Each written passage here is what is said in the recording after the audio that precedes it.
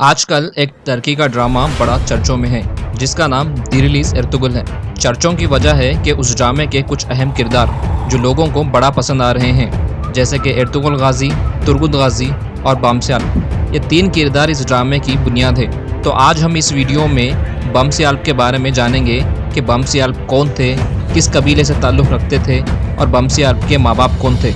तो चले वीडियो शुरू करते हैं। सब्सक्राइब करें द फैक्चुअल वर्ल्ड को इन्फॉर्मेटिव वीडियो सबसे पहले देखने के लिए। बेबुरे बे जो कि ओगुस कबीले का राजा था, एक दिन अपनी बीवी के साथ बाजार के लिए निकला कपड़े खरीदने के लिए। कपड़े खरीदते वक्त बेबुरे की नज़र एक शख्स पर पड़ी जिसके 3 बेटे थे।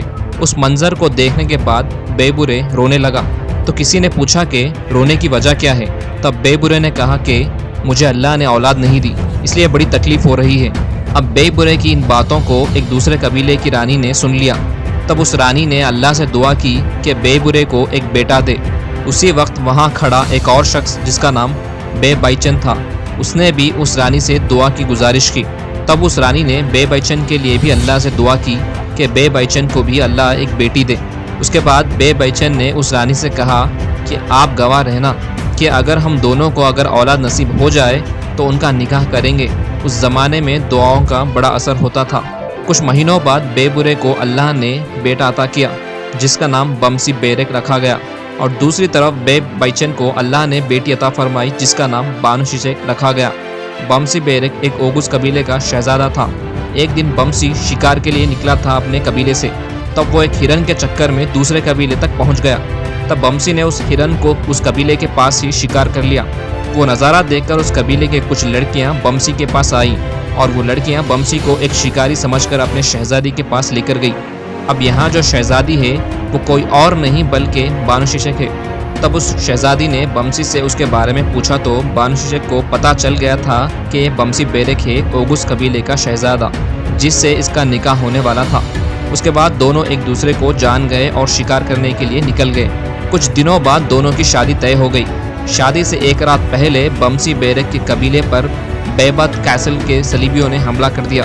हमला करने के बाद वो बमसी बेरेक को उठा ले गए। अगले दिन से बमसी बेरेक को ढूंढना शुरू हो गया, लेकिन कुछ पता नहीं चला। बमसी को सलीबियों ने कैद कर लिया था। तब बमसी को उस सलीबियों की शहजादी से दोस्ती हो गई।